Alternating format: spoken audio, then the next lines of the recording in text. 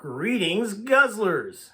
It's time for another episode of Ben Buys Beverages. And tonight, we're going to do, technically, an episode of Ben Reads. I've got a great story lined up.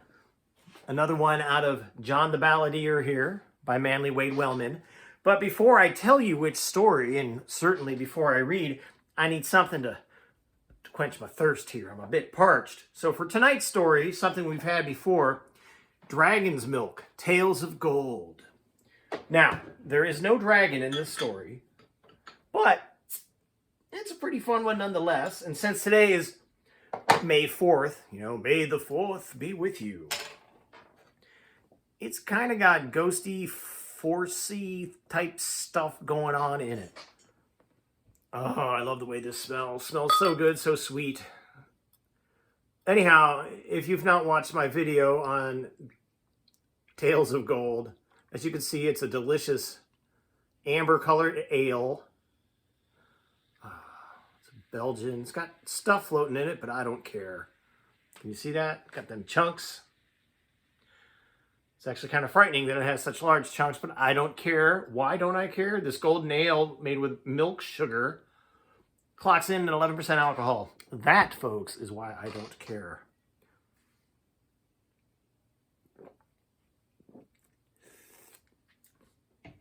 Oh, delicious. Now, to go along with that delicious beer is the story titled Call Me from the Valley by Manly Wade Wellman. Here we go. Down it rained, on hill and hollow, the way you'd think the sky was too heavy to hold it back. It fell so thick and hard, fish could have swum in it, all around where we sat holed up under the low wide porch of the country store. 5 of us. A leather-coated deputy sheriff with a pickup truck. A farmer who sheltered his mule wagon in a shed behind. The old storekeeper, and us 2 strangers in that part of the hills. A quiet old gentleman, and me with my silver-strung guitar. The storekeeper hung a lantern to the porch rafters as it got dark. The farmer bought all of us a bottle of soda, and the storekeeper broke us open a box of cookies. Gentlemen, you'll all be here for a spell, so sit comfortable, he said. Friend, he said to me, did I ask your name? John, I named myself. Well, John, do you play that there guitar you're totin'? I played and sang for them that old song about the hunter's true love. Oh, call me sweetheart, call me dear, call me what you will. Call me from the valley low, call me from the hill. Then there was talk about old things and thoughts. I recollect what some of them said. Such as, you can't win solitaire by cheating just once. You've got to keep cheating. Some animals are smarter than folks.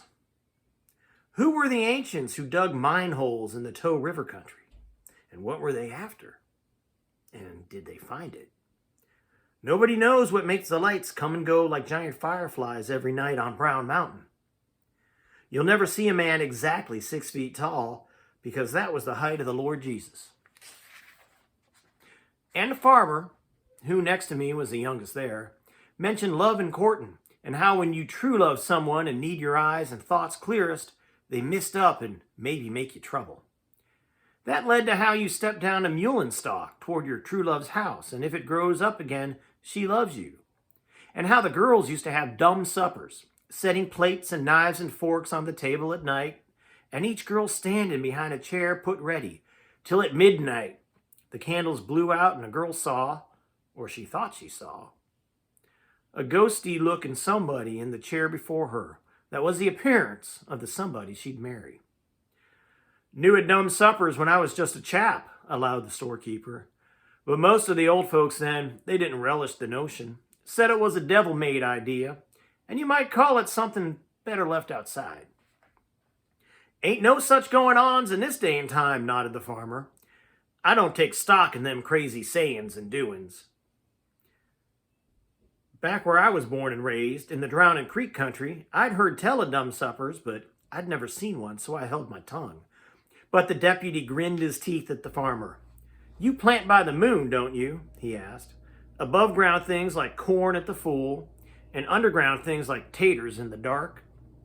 That ain't foolishness, that's the true way, the farmer said back. Ask anybody who's got a lick of sense about farming.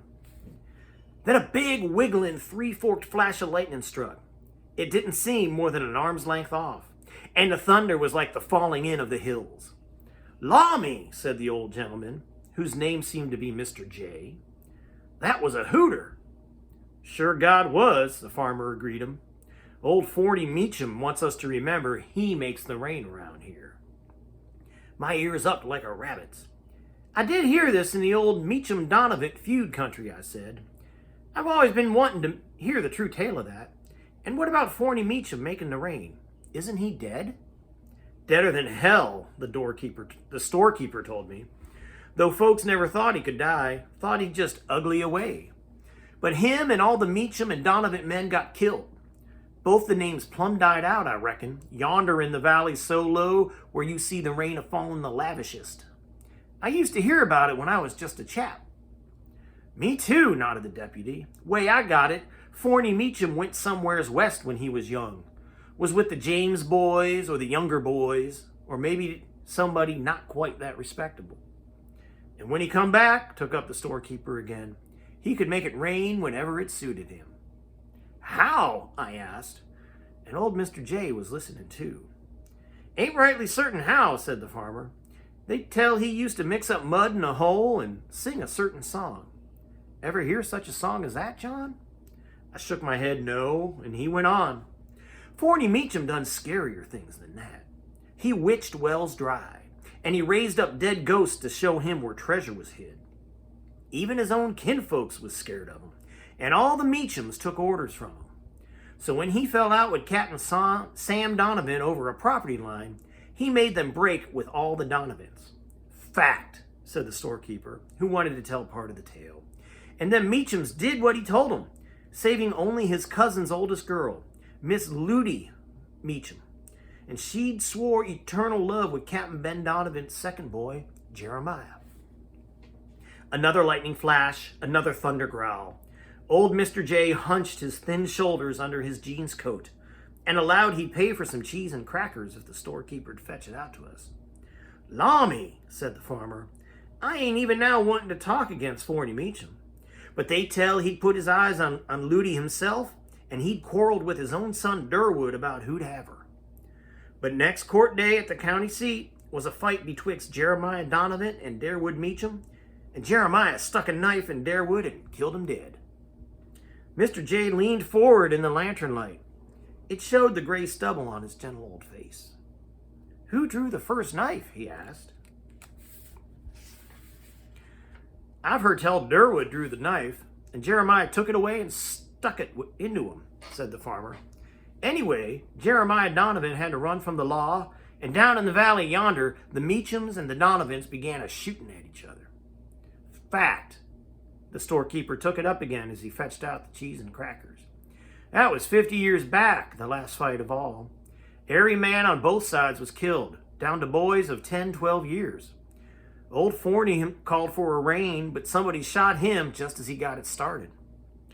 And it falls a right much to this day," said the farmer, gazing at the pour from the porch eaves. "That valley below us is so rainy, it's a swamp-like. And the widows and orphans that was left alive, both families, they was purely rained out and went other places to live."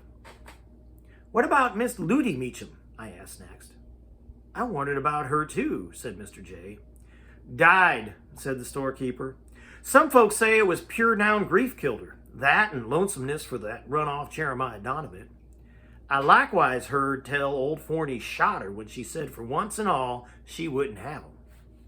The deputy sipped his soda. "All done and past now," he said. "Looks like we're reined in here for all night, gentlemen."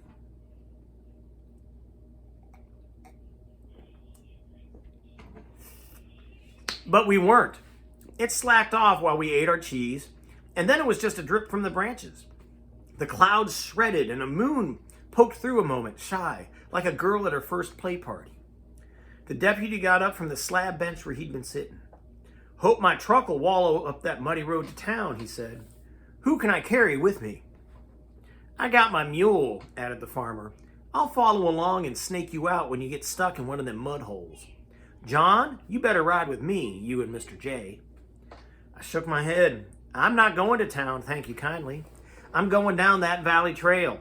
I swore to an old friend I'd be at his family reunion, up in the hills on the yonder side by supper time tomorrow. Mr. J said he'd be going that way too. The storekeeper offered to let us sleep in his feed shed, but I said I'd better start. Coming, sir? I asked old Mr. J. After a while, he told me, so I went on alone. 3 minutes down trail between those wet dark trees, and the lantern light under the porch was gone as if it had never shone. Gentlemen, it was lonesome dark and damp going. I felt my muddy way along with my brogan shoes squashy full of water. And yet, sometimes it wasn't as lonesome as you might call for. Oh, excuse me, good beer. There were soft noises, like whispers or crawlings, and once there was a howl not too far away, like a dog, or a man trying to sound like a dog, or maybe the neither of them. For my own comfort, I began to pick the guitar and sing to myself, but the wrong tune had come unbidden. In the pines where the sun never shines, and I shiver where the winds blow cold. I stopped when I got that far. It was too much the truth, and it came on to rain again. I hauled off my old coat to wrap my guitar from it. Not much to see ahead, but I knew I kept going down slope, and no way of telling how far down it went before it would start up to go to the hills where my friends' kinfolks would gather tomorrow. I told myself I was a gone gump not to stay at the store the way I was so kindly bid. I hoped that old Mr. J had the sense to stay under cover, but it was too far to go back, and I'd better find someplace out of the wet for my guitar more than me. Must have been a bend of that trail, because I came all at once in view of the light in the cabin's glass window before I'd notioned there was any living place around. The light looked warm yellow through the rain, and I hastened my wet feet.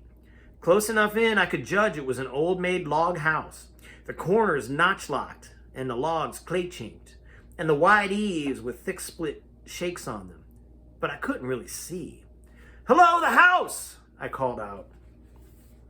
No sound back. Maybe the rain was keeping them from hearing me. I felt my way to the flat doorstone and knocked. No stir inside. Groping for a knob, I found none.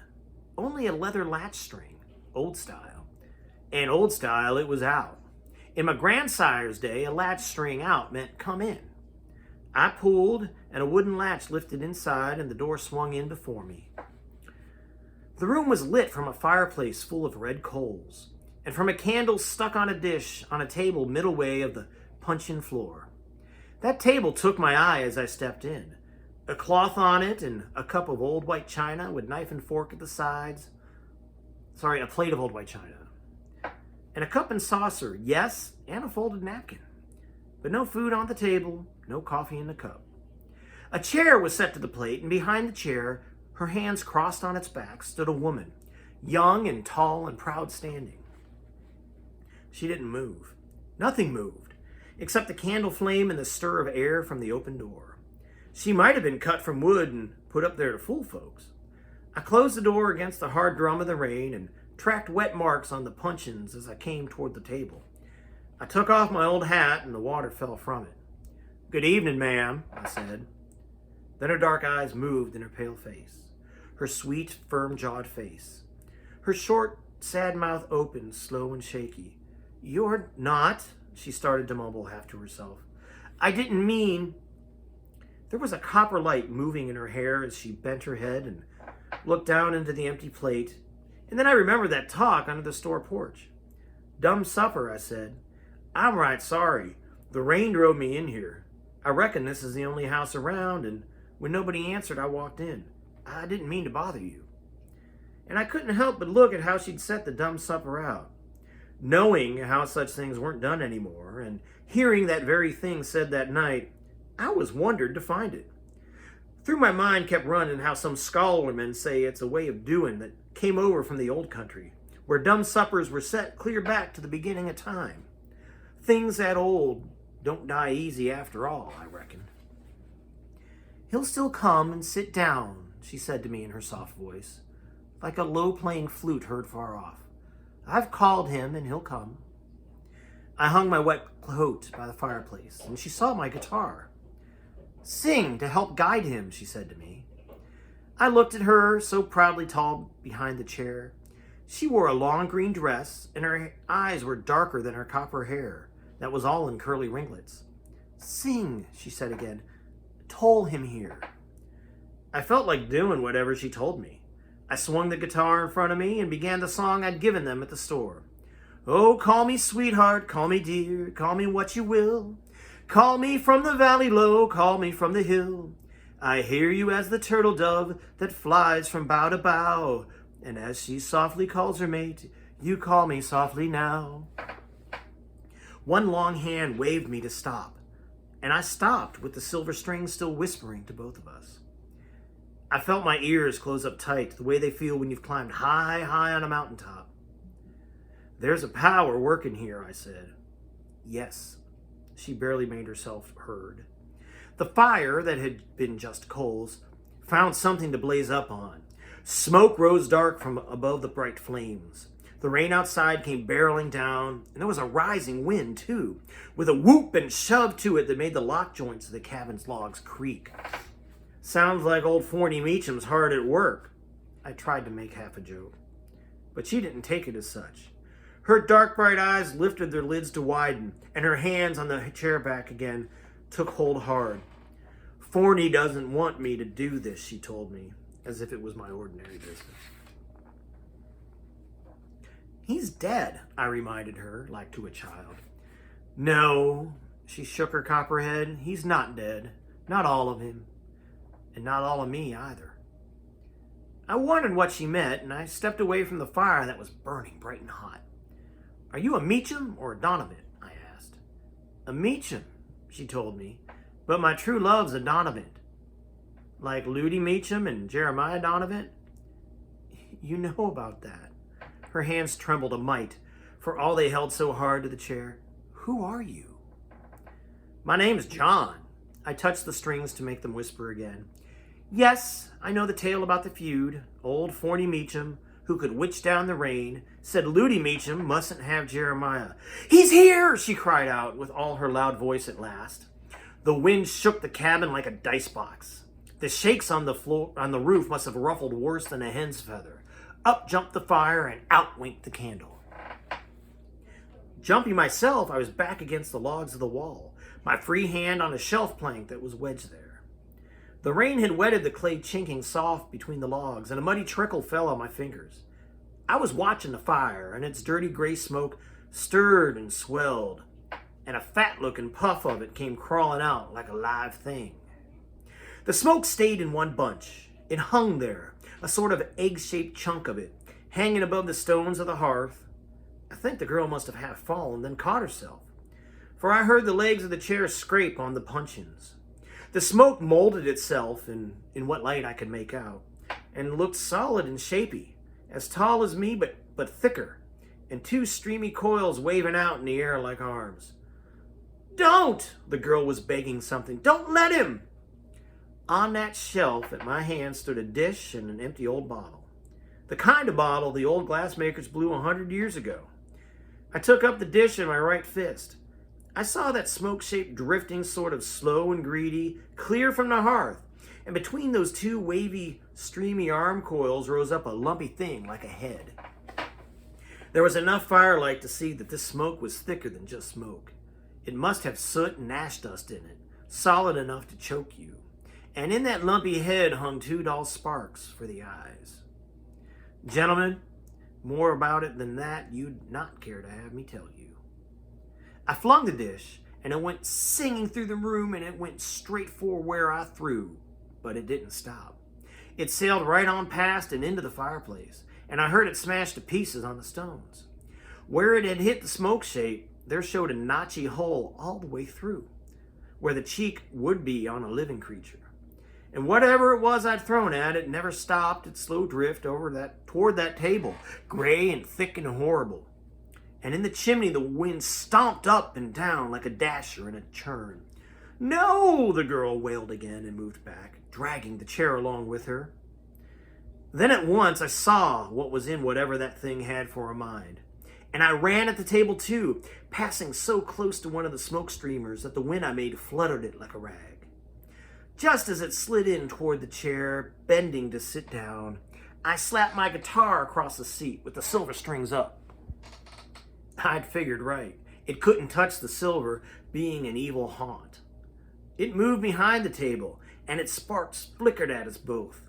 I felt a creeping, hot, smelly sense, like dirty smoke. It made me feel sick and shake-legged, but I made my eyes look back at those two glaring sparks. "Are you Forney Meacham?" I asked at it. "Want to sit down at this dumb supper? Think it was laid out for you?" It swayed back and forth like a tree branch, and outside the rain fell in its bucketfuls. I moved quick around the table, with the guitar held toward it. I thought it moved slow, but it was across the room to the other side the way a shadow flings itself when you move the lamp. I ran after it quick and got to the door first.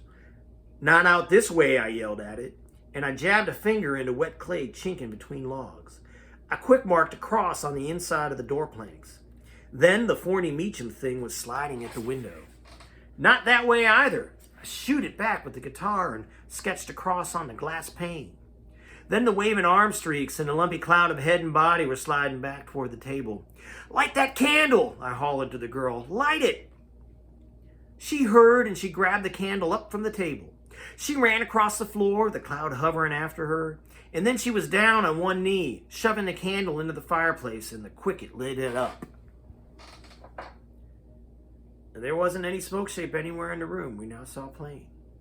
"Where did he go?" she asked me. I looked around to see. He hadn't left by the door or the window, for I'd made my crosses there. "He ran," I said. "Ran before us like a scared-out coward." "But he was strong," she started to say. "He was bad," I put in, not very manly. "Badness thinks it's strong, but it's scared. Of lights and crosses and silver." Taking my guitar, I picked at the silver strings, and in the music I made, I walked around the room and around again, looking for what was left of Forney Meacham. Must be somewhere, hiding. And we'd better find out where he hid, or he might be out at us again when we weren't ready. I glanced in the corners, up in the rafters, then at the shelf. Then I glanced at the shelf twice.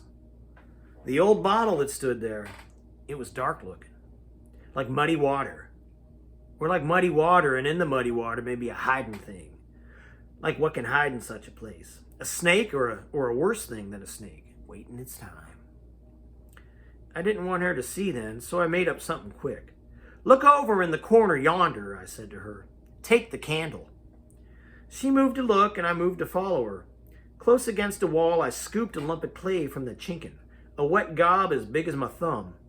I was within a long reach of the shelf. "The corner," I said, pointing. And quick as I could make it, I jammed that clay down on top of the open bottleneck and shoved it in like a cork. "What?" she began to say. I picked up the bottle. It felt warm and tingly. In the candlelight, we could see the thick, dark, boiling cloud inside, stirring and spinning and fighting every which way, with no way out. I took the candle and I dripped wax on the clay, and in the wax I marked a cross with my thumbnail. "Remember the Arabian Nights book?" I asked. She shook her head. "No, it's foreign, isn't it?" "Has 1,001 stories," I said, "and one of them tells how a haunt was tricked in a bottle like this and sealed away forever. Forney Meacham's safe in there." She moved with the candle and put it on the table. She pushed the chair back into place and stood behind it in her green dress, straight and tall and proud, the way I'd first seen her. "Now he can come," she said to me, very sure. "Jeremiah." "Jeremiah Donovan?" I bubbled out. "Who else?" she asked. "He's coming back to me after all these years." I felt him coming. "Then," I said, but I didn't have to say it. I knew who she was by now. "I told you I wasn't all dead," reminded Ludi Meacham. "Forney shot me in the heart and flung me in a grave, but I couldn't all die. I just lay there till I knew Jeremiah was heading back here for me." I got my coat from beside the fireplace. It felt funny to be in that cabin with one haunt inside the bottle and one standing behind the chair. "Thank you for everything, John," she said, old folksy mannerly. Thank you kindly. You can go now. It's all right. The door squeaked open. In out of the night came one of the wettest people you ever could call for. His shoulders and pant legs were soaked. Water dripped from his white hair and his old man's chin. Mr. J, I greeted him. Jeremiah, Ludi Meacham greeted him. He walked across, paying me no mind. I had to come, he said to her, and the candle went out again. But I could see him sink down in the chair, and the light from the fireplace made his face look all of a sudden not old anymore. He put up his face, and she put hers down. He went all slack and limp, restful. I was outside with the bottle and guitar. There was nary cloud in the sky, and the moon shone down like a ball of white fire. The cabin was dark inside now, and I could see by the moon that it was a ruined wreck. The roof fallen in, the window broken, the logs rotten. You'd swear nobody had set foot there for 50 years back. But inside, Jeremiah Donovan and Ludi Meacham were together at last, and peaceful. So peaceful most folks would think they were dead and gone. On along the trail that was now so clear, I found a tree that looked hollow. Down on its dark inside, I put the bottle and left it there. It seemed to me I ought to be shaking and scared, but I wasn't. I felt right good. That dumb supper now. The way I'd heard it said, sometimes a dumb supper calls up things that oughtn't be there. But now I'd seen a dead haunt setting a dumb supper to toll a living man to her, and it wasn't bad. It wasn't wrong. They were happy about it. I knew that. Walking in the bright moonlight, I began to strum my guitar, and gentlemen, the song I sang is really an old song.